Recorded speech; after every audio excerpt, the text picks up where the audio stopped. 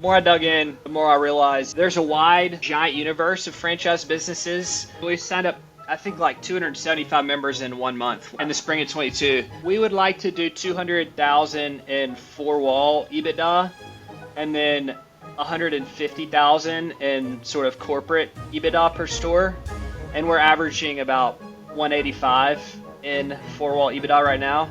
Where are you looking to take your Scenthound locations? About 6 today. Is there a goal in sight here that you're targeting? I have development rights to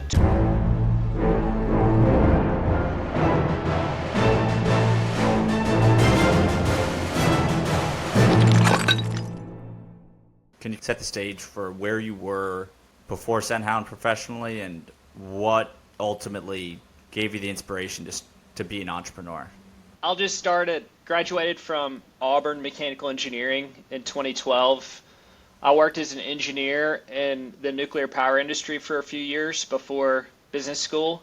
And if you've seen the movie Office Space, that was kind of like my work environment, like just cubicles and lots of nerdiness, but great place to learn, really great people. And went back to school for my MBA. Didn't really know what I wanted to do, so I did the traditional management consulting path and worked for a big firm after business school. And again, great experience, great opportunity, but I just am not cut out for the PowerPoint, Excel, travel, hotel, presentation kind of dog and pony show.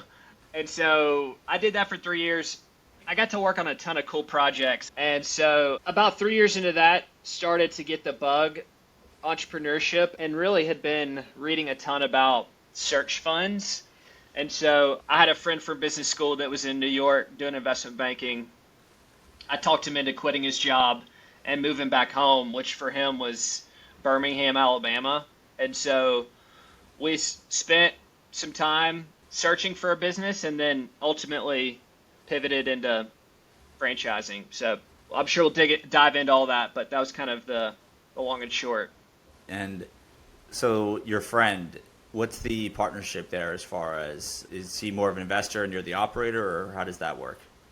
Yeah, so when we started, we were 50-50 full-time, and we kind of spent probably 3 months searching for a concept, landed on Scenthound, 6 months, got our first store open, ran that together for 6 months, and then kind of realized, like, okay, this is going to take a while for this business to be meaningful to support two people, and it doesn't really need two MBAs at this point. And so he went back, got a full-time job.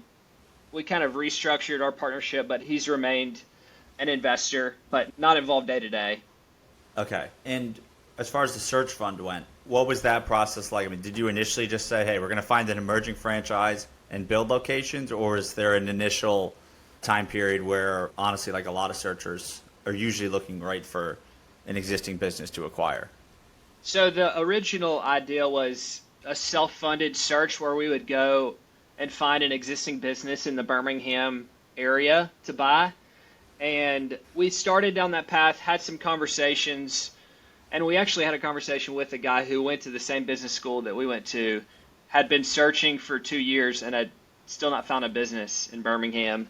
And it kind of freaked us out because we're like, this guy's got our exact background and he's been searching for 12 months and hasn't done a deal. And so at the same time, we had a couple of friends. One of them was my brother-in-law, who at the time worked at a hedge fund, and he had looked at a business that was a franchise. And so we just started kind of discovering this world of franchising. And I think at the time, I didn't know anyone who was a franchisee. It was very uncool to be a franchisee. And I think I had this stigma, like most people do, that like if it was such a great opportunity, why are none of my MBA classmates doing this? And so, but the more I dug in, the more I realized there's a giant universe of franchise businesses, and there's some really great ones out there. And so we kind of approached it, and we spent every day for 3 months with a whiteboard in my office, like analyzing these different businesses and going to having calls, validation calls, discovery days. We actually found Scenthound. Terror Ready is the Charleston franchisee, and she was at the firm that I worked for and left to go do Scenthound. And so we found Scenthound through that. And at the time, I think there were 6 franchisees. So yeah, I kind of checked all the boxes. Oh, so this is a while ago. Yeah. What year is it? This is 2021.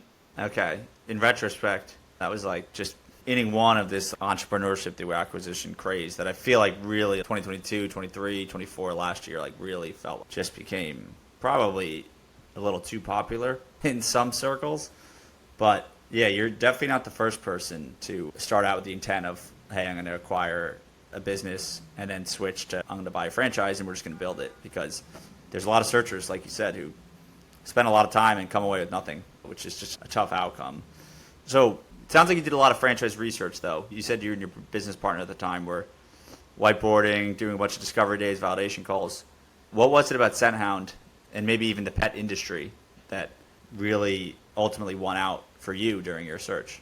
It was a combination of factors, but the business that I found that kind of really got me excited about franchising was Orange Theory Fitness. And at the time, you could build one for $400K and they were earning $200K on average. And yeah, it was ridiculous economics. Kind of the heyday. So I was kind of like, okay, let's see if we can find the next Orange Theory, and similar size investment, at least 25% return on invested capital in an industry that has tailwinds, with a management team that is solid, with great franchisees. And they had just actually, Dave Long, CEO of Orange Theory, had just joined the board of Scenthound, and early indications of great economics, obviously a great industry, and then franchisees like Terra and others. It kind of checked all the boxes, and they had available territory, which when you're a nothing nobody with no franchise experience, you're kind of like convincing the franchisor to grant you the territory. And we needed to have a big enough territory to build a big enough business to, at the time, support both of us. So it checked that box as well. And the pet space in particular, there's plenty of options, right, in the pet space and franchising. So Scenthound, definitely one of the newer concepts, right? Like there's Camp Bow Wow and Dogtopia and some of these other concepts right out there. But was there anything, and I've spoken to Tim, had him on a previous podcast, I think the vision for Scenthound's pretty interesting longer term. But yeah, what really stood out to you versus maybe some of these existing players that could have appeared like a safer bet? I'm kind of a simple-minded investor. Like, I don't like to sort of, try and predict the future. And so for me, I was looking at pet services. Spend per dog has been going up for decades and is continuing to go up. And then dog ownership in the U.S.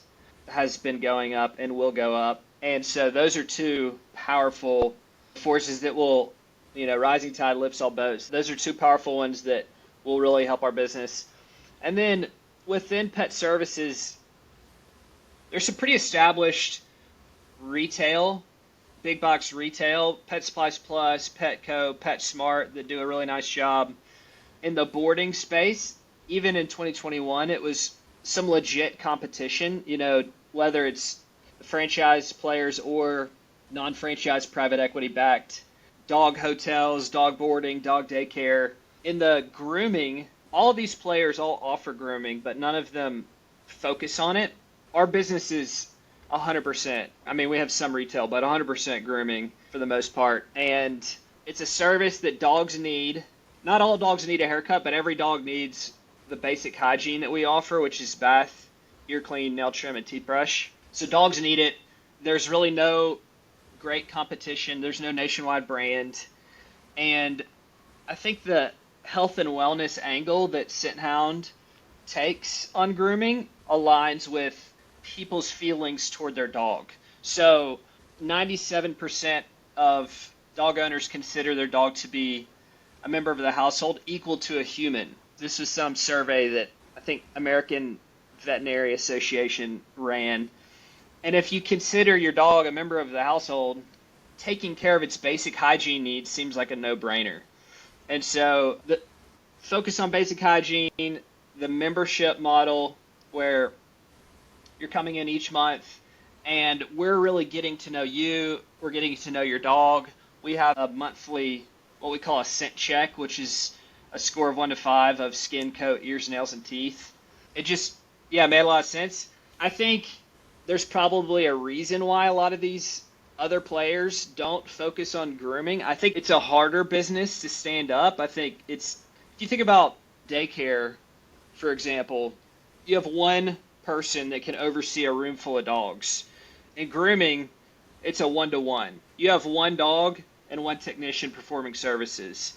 Every business is a people business, but dog grooming is especially a people business. Yeah. And I think that's been kind of the biggest challenge, but also I'd say kind of a moat around our business, like building that team.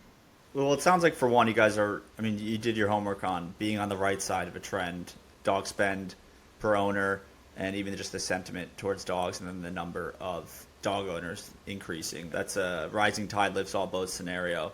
But yeah, being a business that's built from day one for grooming is very different than, like you mentioned, a daycare business that maybe at some point will say, well, we want to actually do a lot of grooming now. They may not be set up in a way from a capital structure, employee structure to just all of a sudden be able to increase their headcount to truly utilize or maximize that service.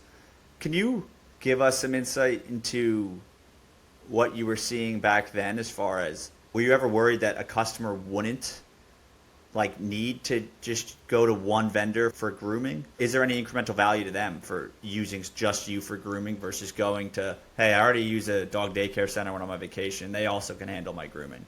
No, I think that people have one groomer. They don't typically do daycare. I have a groomer at daycare and I have a groomer over here. So they typically just have one groomer. Most of those other places, so like daycare is a unique example because you might be a daycare customer and a Scenthound customer.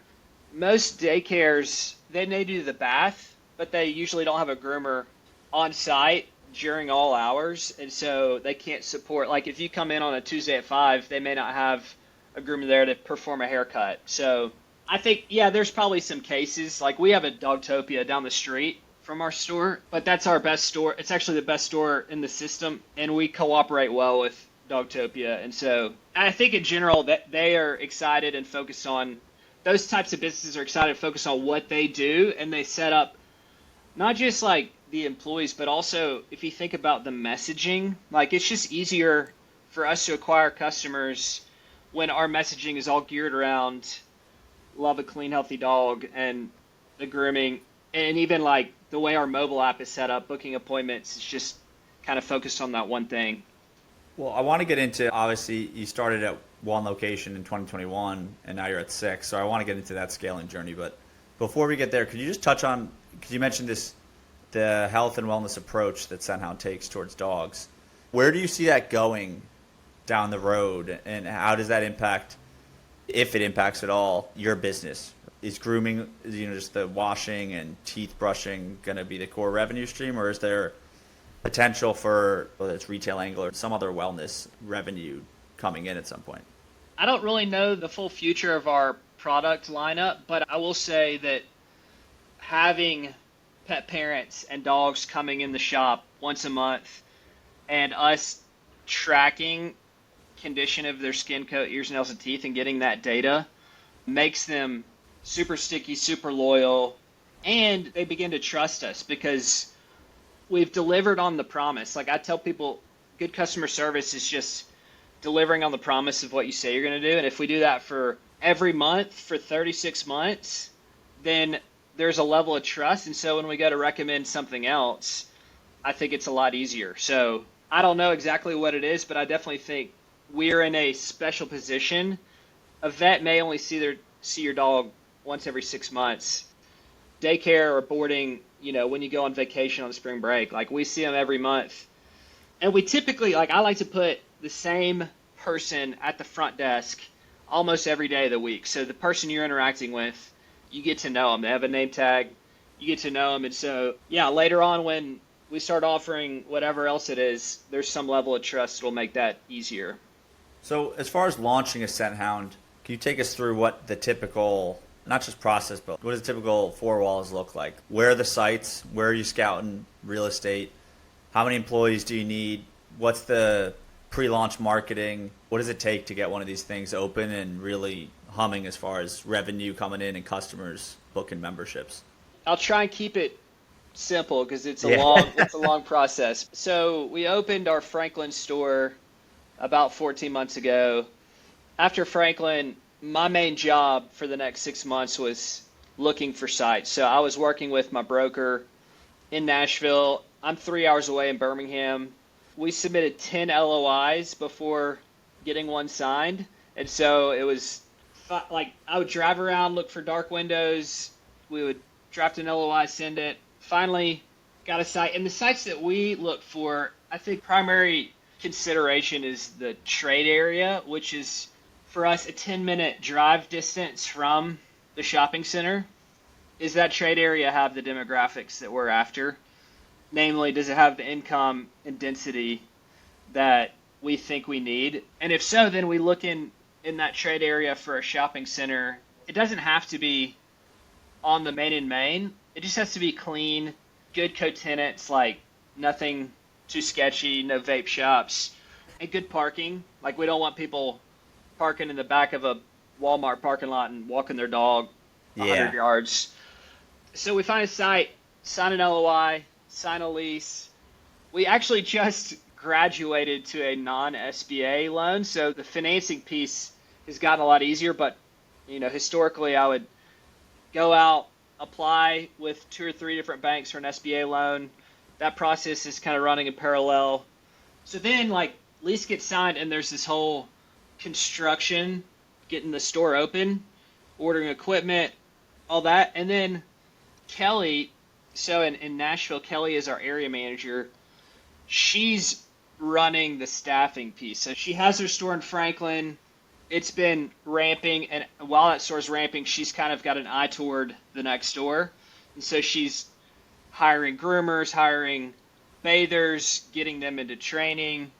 And so when we launched East Nashville about a month ago, we pulled people out of Franklin and were able to staff them in East Nashville. They had already had at least a month of experience kind of with the Scenthound way. And so it's expensive to do that, but my main goal for, I'd say 3 months prior to opening and then a year after opening is just deliver an exceptional customer experience, get people talking about us, become kind of the great new thing in town amongst the pet parents. And I spend a lot of money on Facebook lead gen ads, and we have a pretty well-honed process, sales and marketing process to ramp up membership. And that starts 3 months prior to the store opening. We call that pre-sale. We start sell memberships, and then once the store's open, I'd say the next 12 months, we're kind of focused on getting to that 600-700 member mark.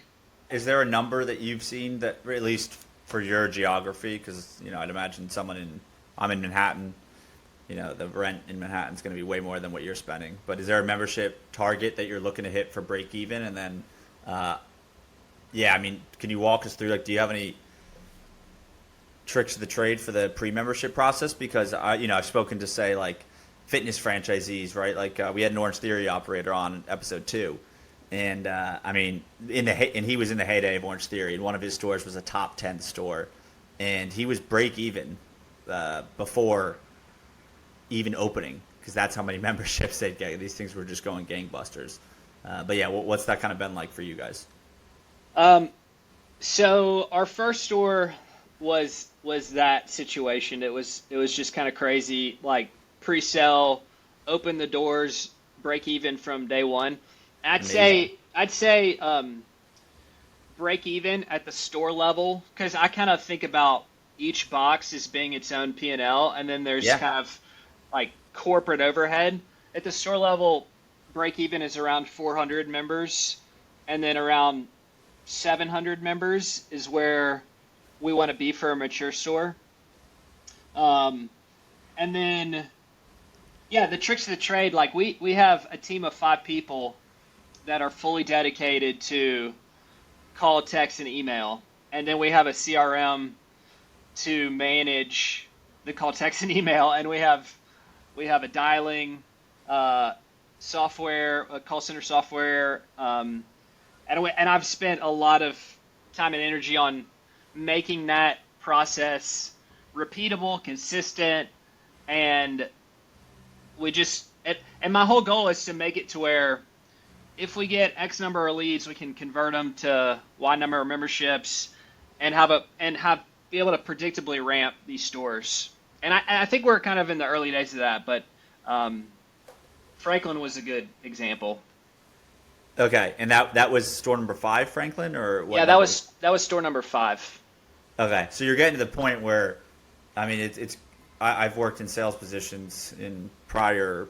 I mean, at this point, it feels like a different career path. But you know, we had it down to the science where it's like, I'll send X number of emails, we'll get X number of replies, that'll book this number of meetings, I'll convert at this percentage, and like as long as you hit that top of funnel outbound, you knew it was going to work at scale. So it's cool that you're dialing it into that level.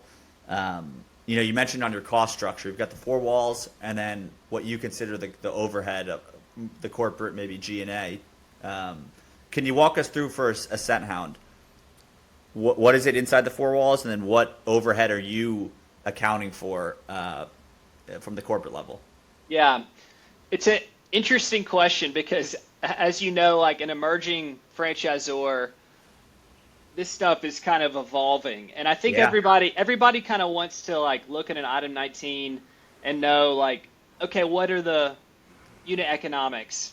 I think the potential of Scenthound is probably TBD, but for our stores, we would like to do 200,000 in 4-wall EBITDA, and then 150,000 in sort of corporate EBITDA per store, and we're averaging about 185 in 4-wall EBITDA right now.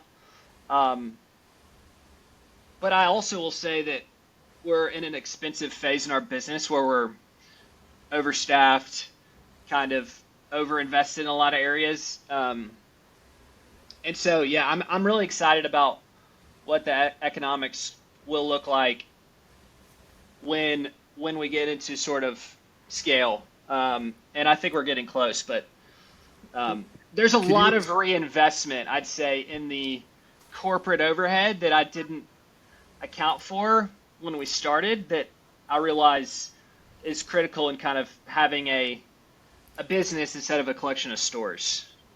Yeah, well, could you kind of, just for the audience's sake, give us the definition in your head of, I mean, I think 4-wall EBITDA is self-explanatory, but what is the corporate EBITDA number? Like, what's the difference there between the 4 walls?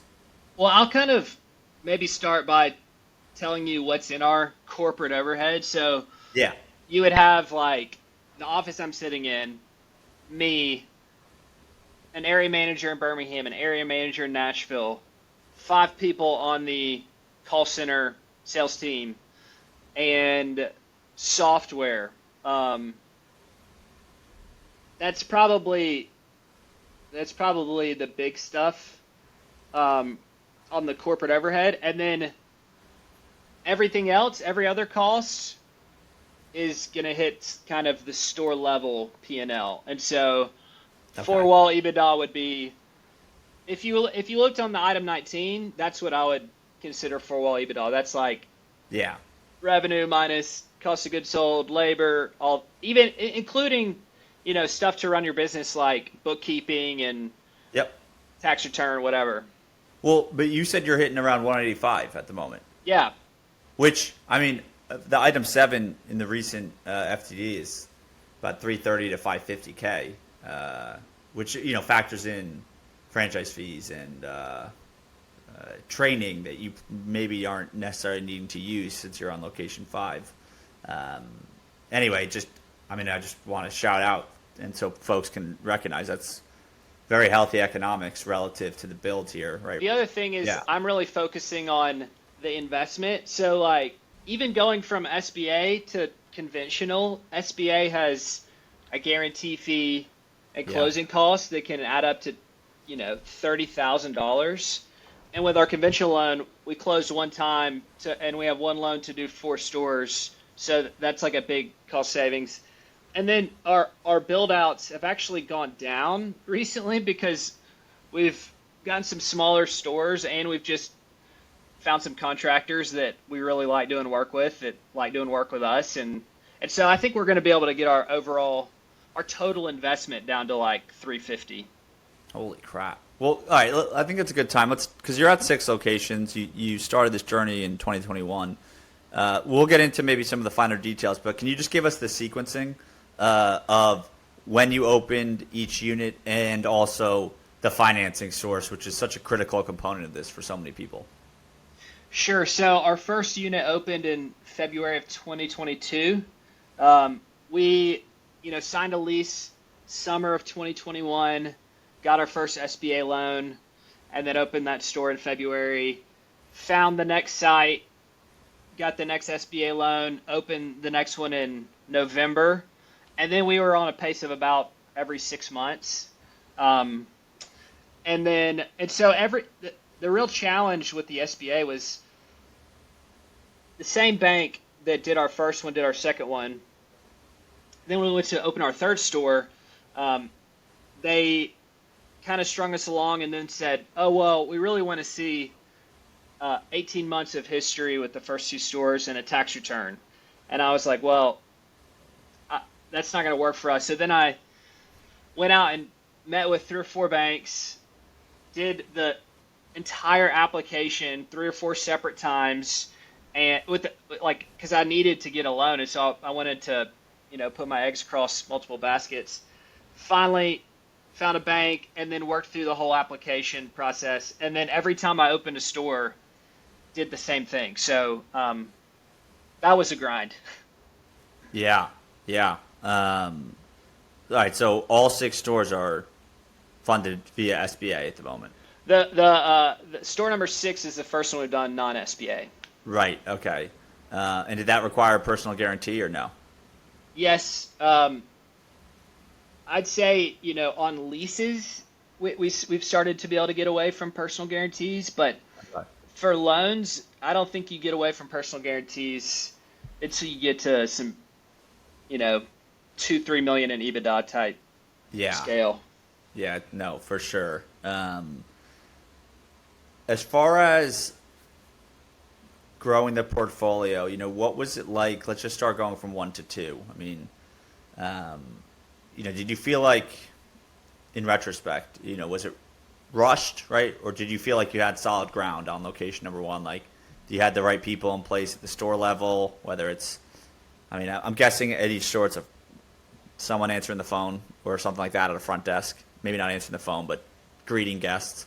And then you have the people who are, that one-to-one relationship that you mentioned. For every dog that comes in, you have at least one groomer ready to go. But yeah, what was that 1 to 2 step like for you? I'd say we were really fortunate and that the concept was well received in the neighborhood, and we opened with a ton of members. And there's some quote about revenue solves all problems, but Yes. it really helps to have gangbuster sales because it and for us, as we were we signed up I think 275 members in 1 month in the spring of 22, and every incremental revenue dollar we were kind of increasing our payroll because we were promoting store manager to area manager, hiring a full-time salaried groomer trainer, hiring the next bathers for the next store. And so that's kind of been the story of my business for the past 3 or 4 years, has been as we've increased the top line, we've increased kind of the capabilities and kind of been able to afford what I think makes a business, and kind of some of the repeatable processes and, team members that are the responsibilities evenly divided, and appropriately divided amongst team members so everyone knows what job to do and can repeatably do it. But yeah, we can talk about any of that. But yeah, store 1 to 2 was like the beginning of that journey, I'd say.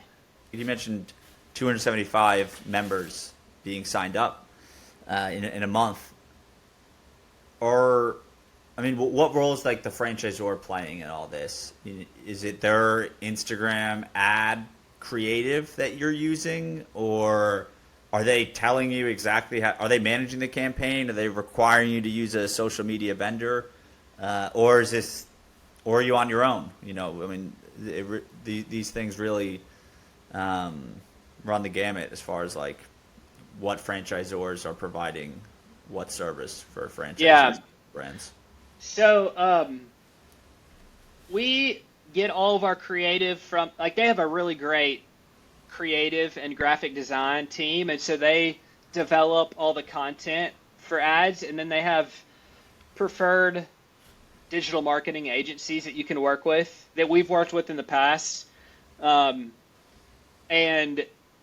yeah, it's your ad dollars. You know, they have, like any franchise, they have a minimum ad spend, like local ad spend, and that for us, it typically goes to digital marketing, mostly Facebook Meta, Instagram lead gen ads, also like Google display ads or Google search ads. But then they also have a brand fund that they're doing some marketing and advertising. With a brand like Scenthound that's only 130 units, that's probably less meaningful than a big mature brand. But I think for me, it's like I'm not super sensitive on cost per lead, cost per customer acquisition for the first 6 months. It's more of just throw stuff at the wall, see what sticks. And I don't know attribution of exactly where this member came from, but I'm just gonna blast my advertising dollars out and race to get to 600 members. And then we found we can really pull back on the advertising, and you have 600 salespeople out there that are kind of, as long as you've done a great job and they're raving fans, they're promoting your brand for you. I see. Okay. And why 600 members again? Because I think you said 400-ish is break even, and then is that 600 where you're hitting that EBITDA number for both the store and the corporate level EBITDA that you're targeting?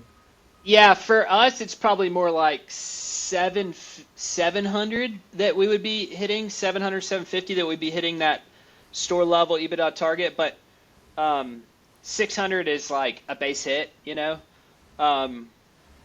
I just think that 600 is where you need to be.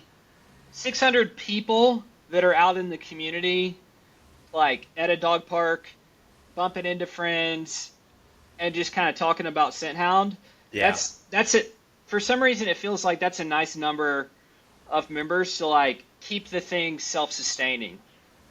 So you do see just a lot of organic growth at a certain threshold where the word of mouth customer is actually just driving more members for you. For sure. And another benefit of our industry is that it's supply constrained, and you call a mom and pop groomer or even Petco PetSmart, like oftentimes the wait list is super long, and there's just a lack of groomers out there. And so that's another thing that we really like pride ourselves on is like appointment availability. And so Yeah. having 600, 800 people out there promoting your brand, having a 4.9, 300 reviews on Google, and then being available, like the phone just rings. Like, Yeah. Well, all right. So how many employees do you have to staff per store to effectively? I mean, have you hit capacity yet where you have to turn off memberships?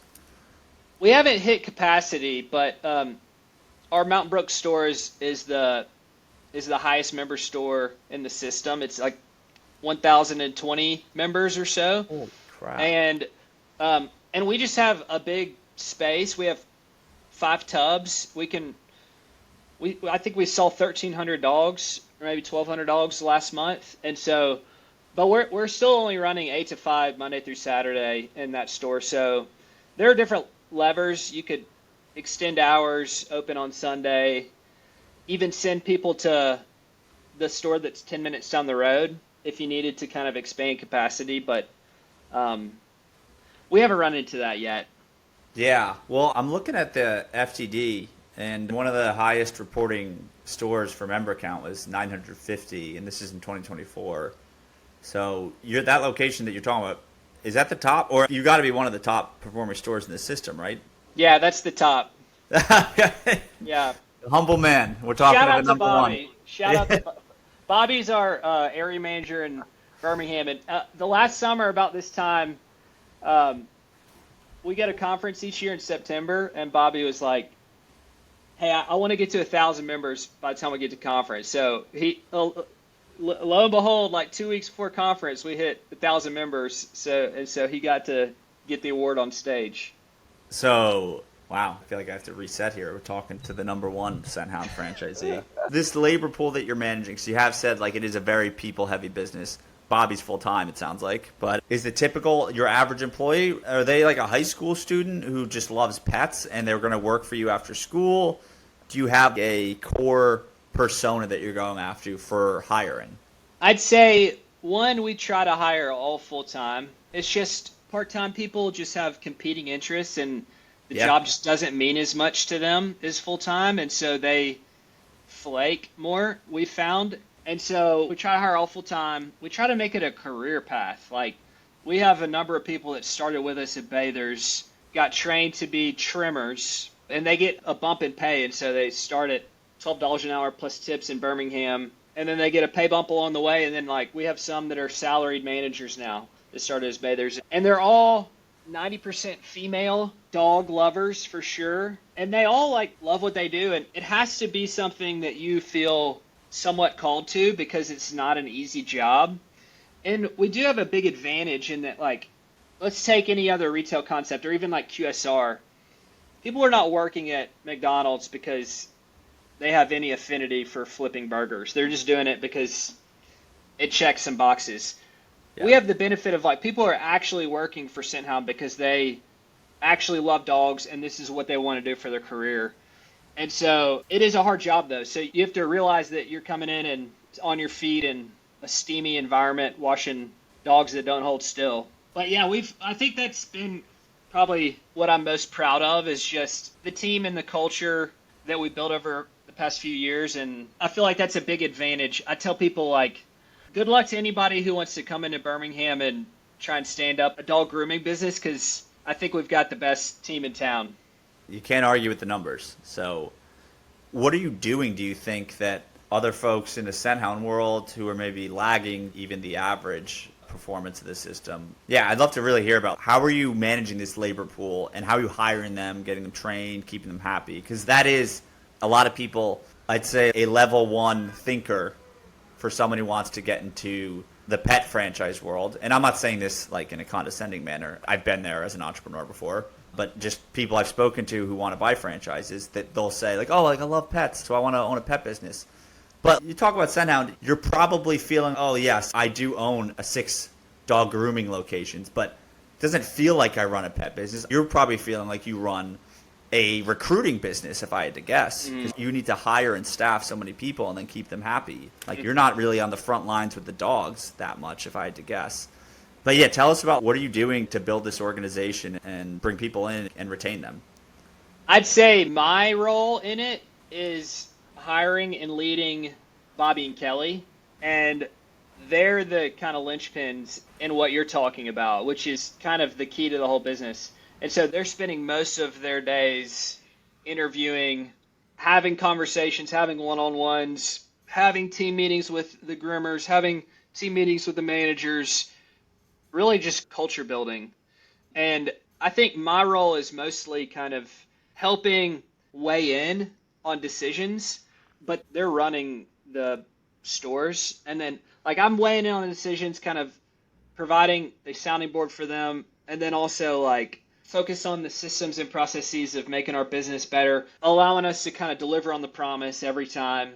which is not easy to do, but setting the team up to succeed there, and then looking for sites. Like, it sounds simple, but that's a lot of my time is just looking for sites, because that's the most important decision you make is the site, because you're locked in for a decade. Yeah. And so finding great sites to make all the revenue solves a lot of problems, making the other stuff easy.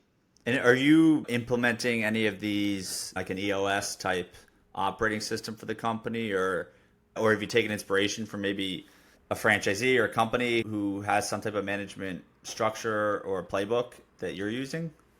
No, I'm not very good at those things. You asked, like, what do we do different? I do think that we focus on the sales and marketing and the process around that probably more than most do. And like this team of 5 remote call center sales people, that's unique to us. There's not many franchisees that do that. But I think just resourcing that area of the business properly with the tools in the team, properly resourcing that area has allowed us to, predictably ramp each store. And really, you have the store operations, that's table stakes. That has to be good. You have to deliver a great experience to the customer. But I don't think you can have a killer store if you don't have a good sales and marketing process to at least get you to that critical mass, to get you to that 600 mark or whatever it is. And then EOS, I don't do anything special. I mean, I have, a recurring meeting with my managers, but I'm just available. And I guess maybe what I try to do is create a safe environment. Like, I just have a really close relationship with Bobby and Kelly in particular, and we just stay close. Another big addition to my team as of the past 12 months is my father-in-law. So he was CEO of a QSR business called Milo's Hamburgers. He retired, and this is his retirement gig, is kind of development guy for me. And so he's like that process of everything from lease signed to store open. He's taken that completely off my plate. So It's a lot. It's a whole lot. And he's great at it. And he's a mentor to me. So like he now knows more about my business than almost anybody. And so I can like call him and be like, hey, I'm thinking about this. This is the rent per square foot. And he's been there, done that. And that's been a huge key to my business. Oh, that's cool. I mean, it's honestly, it's even cool. I know a lot of folks who probably don't want to see or talk to their in-laws any more than they already have to. So, yeah. It's cool that you guys have a good relationship like that. If I had to guess, I think what I'm gathering your superpower is, I'm asking all these, are you doing this? Are you doing that? EOS. And you're just, yeah, man, I'm just focused on sales and like driving memberships to my stores and whatever I got to do to keep my key people happy who kind of run the stores, right, with Bobby and Kelly. So I think your superpower is just being able to not get dragged into things that aren't the high leverage, needle moving aspects of the business. You said you spend a lot of time focusing on sites. And yeah, if you get that wrong, it can really put a ceiling on your business as far as how much revenue you can bring in. And then you understand that the name of the game for Scenthound is driving membership revenue. So I meet a lot of folks who are afraid to spend on marketing. And it's like, hey, no one is going to come to your business if you're not spending on marketing. Or not no one, but relatively speaking, it's just something you have to be willing to part ways with. So that those dollars, and you mentioned along the lines of this is why you have a call center, is to optimize even further that sales and marketing. So can you tell us about why you have a call center? And from what I understand, it's unique within the Scenthound world that a franchisee has stood up their own call center. Sure. It's been an evolution. So it started me and Bobby and Brett answering the phone when a lead would call. And we had a Google Sheet. And when they're calling to ask about memberships or to say, hey, Yeah. like, I'm not a member, but I need to book a grooming appointment. Well, before we open, it's to ask about memberships. Once we open, it's to like call and just book an appointment. Yeah. And we call that a trial. And so it started at that, and then it was like we had a Google Sheet, and then I built sort of a rough CRM, and then Brett's sister worked for us part-time, answering the phone and calling leads, and then my sister worked for us part-time, and then we hired a guy in the Philippines to help with the SMS piece of it. And then kind of fast forward to today, we have about a year ago, I saw where this was headed, and I was like, man, we really need, and I think this is a great example of like being able to have some flexibility within a franchise to build something that meets your particular needs. Like Scenthound in any franchise is not going to be able to build systems and tools for every single, use. And like, especially when you get into larger multi-unit, like I'm trying to build a tool that will support us at 20 units. And so I just saw a need for a tool and a team that could focus on the Facebook leads that come in, having a process to call, text, email, like day 0, immediately when the lead comes in, then day 1 they get a text, day 3 they get a text and an email and a call. Like, you get the idea, cadence of communication. Yeah. And then engagement with our existing customers. So 20 days after your last appointment, if you don't have an appointment on your calendar, we'll give you a call and remind you. And then we'll do that again at day 30, day 45. And just getting people engaged and using their membership. And there's about 40 different use cases, that you can imagine of like having a tool and a team that enables it to be really easy to do these things. Instead of like the old way would be like picking up your phone and dialing. Now it's like the list that I'm talking about of people that don't have an appointment booked, like that list, the system automatically emails and texts, and then it pulls the list into our call center software, and the agent logs in and hits play, and it just dials down that list. And they don't have to like look up numbers and such. So try to make their job easier. So the old way, though, was just you and your higher-ups amongst all the other hats you were wearing, trying to stay on top of this, correct? Because like someone in the store can't do it because a customer could walk in at any moment. And then if you're on the phone and dealing with the customer, either both are going to be, and I've been as a customer in this situation at my first job where I was a retail worker. I've been in both sides of this. It's tough. You either have to pick one, like I'm going to service the shit out of the phone customer, or I'm going to tell the phone customer, you got to go on hold because I got someone physically in front of me, right? So pre-call center, you were either, it was just 3 of you guys or 4 of you guys trying to do this while doing other things. Is that correct? Well, pre-call center, we had phone numbers. So like you had a phone number published on the door and on your ads. That rang the phone at the store. And we had 1, sometimes 2 people at the front. And if you had 2 people, I think you have too many. If you have 1 person, then you run into what you're talking about, where phone rings, you answer the phone, and it's someone who wants to talk for 20 minutes about their dog. And you have people like flooding in, and you're like stressing out. You don't know what to do. Yeah, it's the worst. It's the worst.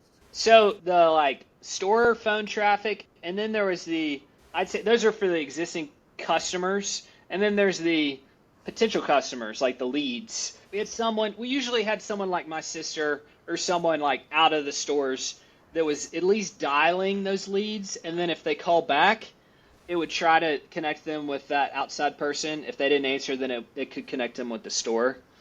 But I'd say probably the biggest improvement was when you walk into a store now, like the phone used to ring 60 times in a shift.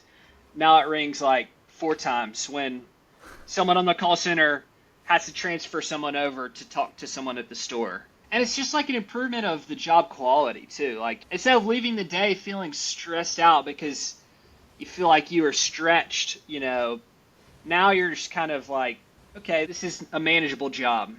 That's amazing. There's the direct impact, which is like you're probably closing more memberships, servicing your customers better. But the ripple effect is the employees who were shouldering that load at the store level are now like, oh, this just made my life a lot easier. So it's a win-win across the board. Have you ran into a situation where either you feel like the call center is too much? Because it sounds like during the pre-opening phase of a new store, they're going to be busy because you're spending all these marketing dollars to drive memberships, and they're probably going to be getting a lot of calls from the local community of like, hey, teach me about a Scenthound before I put in my credit card information. But if you're not building new stores, is there still enough for them to do? And also, I'm assuming this is like an offshore call center. Yeah, but so they are our employees. It's not a third party. And so we have an employee in the Philippines, in South Africa, in Colombia, and 2 in the U.S. And they each have their own focus, but they're all kind of cross-trained to do it all. Yep. And as far as, capacity, it's a great question because before our call center software, there was a lot more manual dialing. There's always something to do.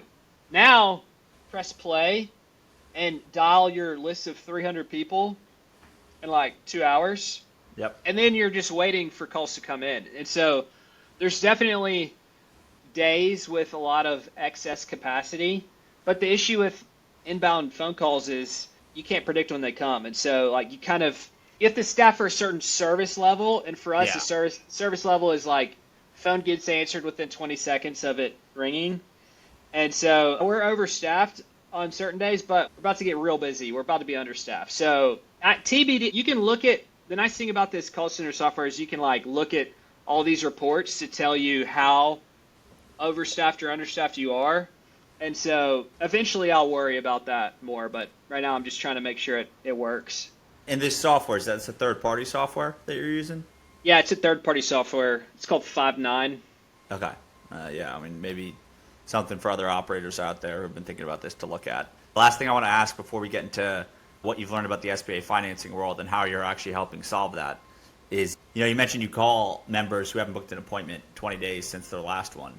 Is there a reason? I think it's the right way to go, so I'll just go on record before I ask this question, but there's some membership model companies that take what I call like the Planet Fitness approach where, right, if you don't know this, I mean, Planet Fitness, they sell cheap memberships for a reason, and they basically make all their money off unused memberships where people are on the hook for their gym membership, but they're never coming in, and that's kind of what Planet Fitness wants. So you guys, though, are calling, and in some respect, that's like you're reminding the customer, oh, yeah, crap, I have that Scenthound membership. But I take it there's still a positive domino effect from reminding them, hey, you should use it since you're paying for it anyway. Yeah, I think when I started in this business, I was like, oh, if people don't use it, it's fine. It's kind of like Planet Fitness. But Yeah. I've changed my mind, and now I think what really caused me to change my mind was this idea that, like, what if you have a store, you have a trade area, you have a market, and there's dogs that are moving and leaving and dying and being born, and so there's like changes, but there's also a pool of customers, and like I would hate for customers to say, oh yeah, I tried Scenthound and I never used it, and just to kind of churn through like the pool of customers in our region. And so like I just really look on that churn number, and I don't want that to get too high. And the biggest driver for churn for us is not customer satisfaction, it's lack of use. And so my goal is to try and have 600, 800, 1,000 members that love Scenthound, think it's a great value proposition, and are never going anywhere. And to me, that leads to like a long-term sustainable like business that I could hold on to for 50 years, Yeah.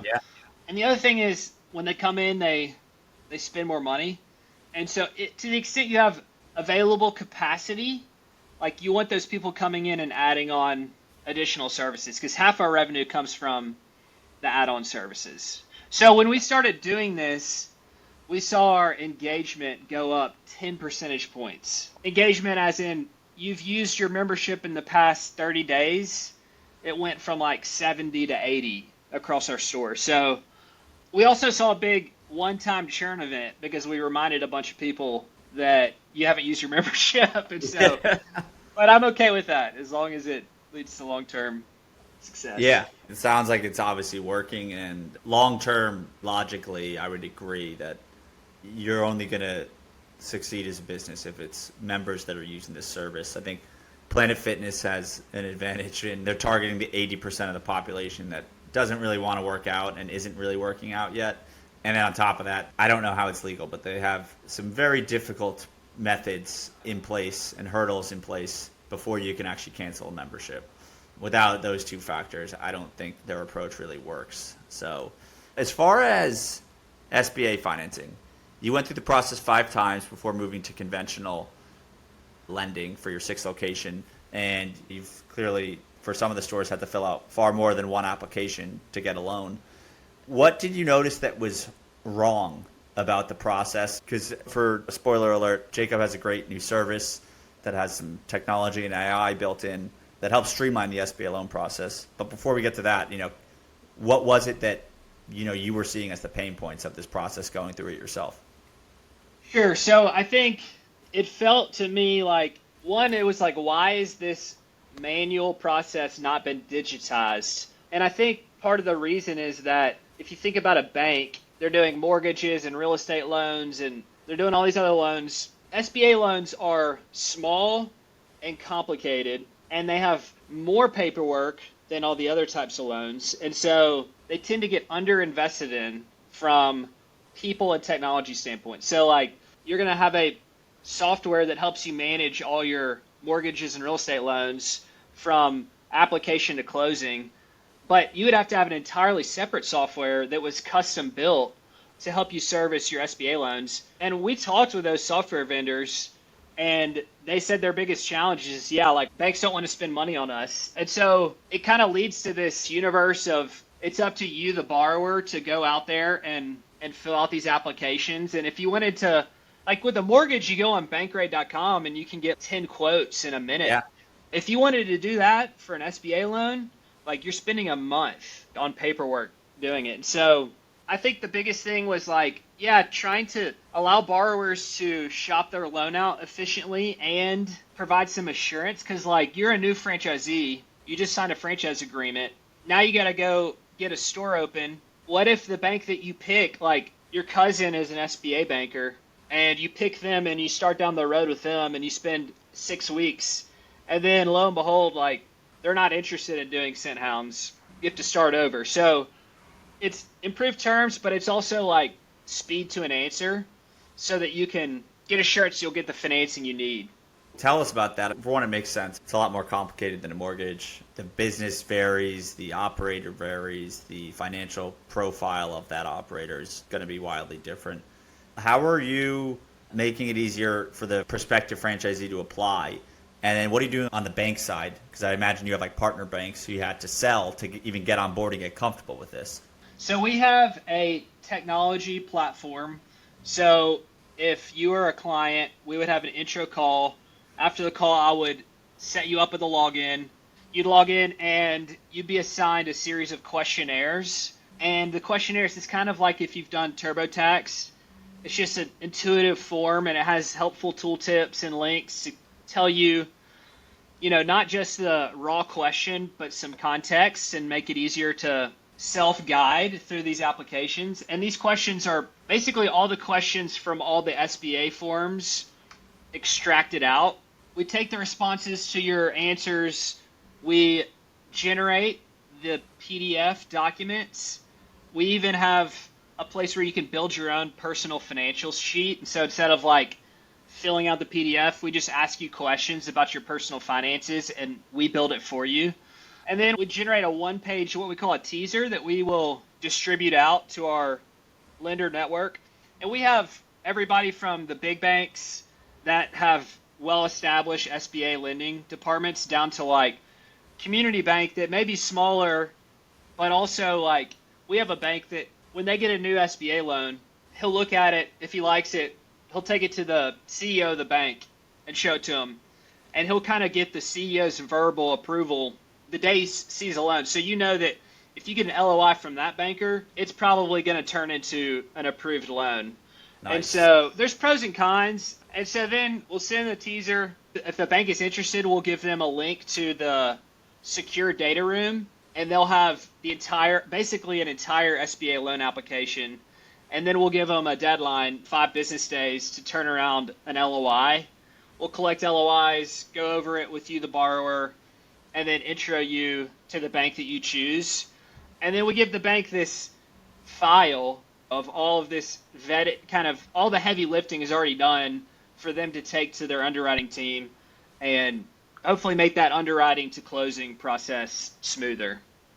Okay, so step one is, it sounds like you're getting from once the franchisee or prospective franchisee fills out the form, they are getting potentially an LOI within 5 days. And then how long from underwriting to close have you seen so far as like, maybe an average?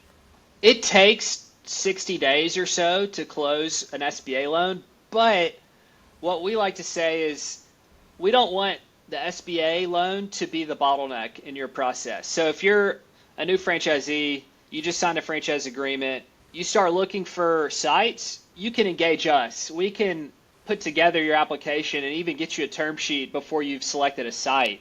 So you have your bank already picked out, and then, yeah, they have to run their full bank process, which we can't really control. Each bank has their own process, but you have a lot of other work to do. You've got to go get a site LOI signed, and then you got to start negotiating a lease, and then you got to pick a contractor and get a contract signed, and you can't close a loan until all those other things are done anyway. So we can run in parallel, and then you hopefully have what's called a commitment letter from the bank before you sign your lease. So okay, I've got the financing before I sign this 10-year liability, like I've got the financing in place. Sounds like you're opening up a lot of more free time, because if they go the traditional path, they're going to be doing paperwork for 4 to 6 weeks at minimum. Meanwhile, you guys streamline it, little software to make it easier, and then, yeah, they can go off and do all the million other things that's on their to-do list. So, yeah, that's pretty phenomenal.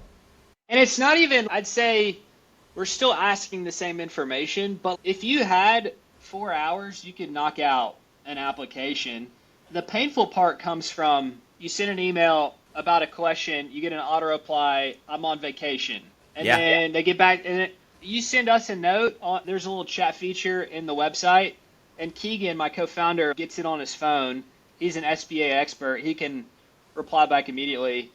And so it's the little things that you take for granted with any sort of like nice consumer application that just doesn't exist with the normal SBA loan app. And even the fact, though, that you guys have a network on the back end, and not that that's a totally new innovation. There's loan brokers. So for folks who aren't aware, there's companies that you can go to that they're not the bank. They will, especially in franchising, there's a small handful of popular ones where they're not the bank, but they will gather your info. Some of them are going to charge you up front just to even work with them. And then they're going to talk to a number of banks, and they'll bring you kind of the terms from specific ones that are willing to maybe take the next step. Whereas you guys, it sounds like you have a back-end system where it's almost they're competing. You've created this mini marketplace. And I saw this on LinkedIn, but tell me about the fee structure that you guys have used, because I love it. I think it's super transparent and really positions you well with the franchisees, because most companies will get varying commission from the banks that end up funding a loan. So what that means for you, if you're listening to this and you're a franchisee and you're not the loan broker, so to speak, might be more incentivized to get you a loan from one bank that isn't as favorable of terms, because they're going to get a bigger commission from that bank. So yeah, I'll stop there, Jacob, if you want to explain how you guys are doing it. So I'll explain how we did it. And it started from, there seems to be a lot of opacity in the franchise space where you don't... That's putting it lightly, yeah. You don't really understand how the game works if you're a franchisee that just signed on. Now, I don't want to go into all the details, but we decided that we wanted to be very transparently representing you, the borrower, and an advocate for you. We get paid by the bank, but we get paid a referral fee, and we've told the bank, like, this is our referral fee. We get paid the same referral fee for each bank. It's 1%. And we've actually had a bank that was like, we pay 1.5%, and we kind of negotiated ourselves down because we wanted this to be part of our marketing material, that we are objectively looking to get you the best loan, and there's no funny business going on. And I think it's a differentiator for us. And we've had a borrower that like straight up said, I didn't know that these rates were negotiable. But as soon as we started introducing some competition, we had a borrower that had an offer, kind of the standard offer, and kind of that $500,000 and below SBA loan franchise is prime plus 2.5% interest rate. But we have some banks that they lend off their own balance sheet. They call it portfolio lenders instead of selling the loan on a secondary market. And so they're pickier. They only take high credit borrowers, but they do fixed rate loans, or they do prime plus 1.25%. And I spent a lot of time applying to a lot of different banks. I didn't know that a Scenthound franchisee could get a loan for prime plus 1.25%. So yeah, it's pretty amazing what a little bit of competition can do for a process. I love the SBA financing product. What's the name of that, and where could people who I think want to follow along with that journey, maybe even use that company, and then you personally with Scenthound, what are the best places online to do that?